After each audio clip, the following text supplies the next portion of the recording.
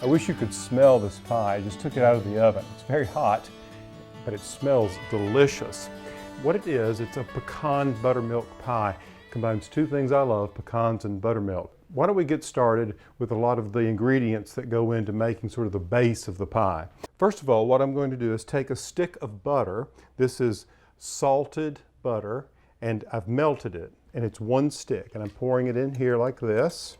And then I'm going to add the dry ingredients, everything except the eggs. We'll get to those in just a minute. I'm adding 1.5 cups of sugar. There we go. And then the buttermilk. Yum, yum. I know people have very definite ideas about buttermilk, but it certainly has its place, particularly with this recipe. It's 1 cup of buttermilk. Now what we're going to do is add the flour, and there's 1/4 cup of flour, so I'm going to just lower this, and I'm going to add it slowly. I just don't want it to clump. It's blending very well. All right, now while that carries on, this recipe requires 3 eggs. So what I'm going to do is take these eggs, and these were laid by some of our heritage chickens, a great dual-purpose breed, one called a New Hampshire Red.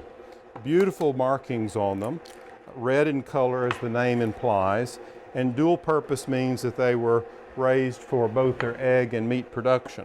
But they're a very good egg layer. So if you're thinking about having some chickens around, a few New Hampshire Red hens would be the way to go. It'll keep you in full supply of eggs. All right, now this is blending together nicely, so I'm going to add these 3 eggs.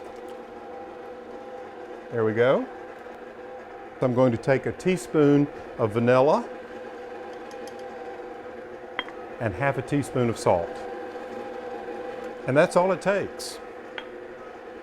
Let me speed this up just a moment. Make sure everything is blended very, very well.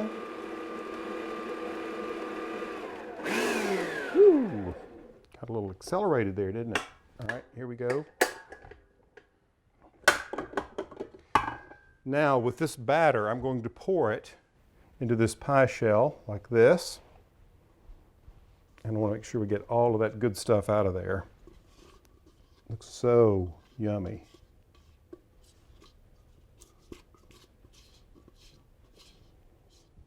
And the last stage is to simply take the pecans, and what you take is a full cup.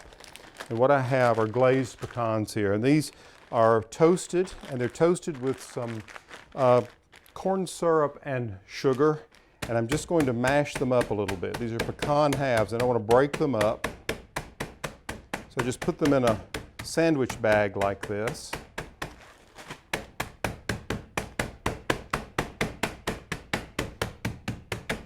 Very easy to do. And then open up the bag and take those broken pecans and spread them out generously and evenly all over the top of the pie. Then you'll simply place the pie in the oven.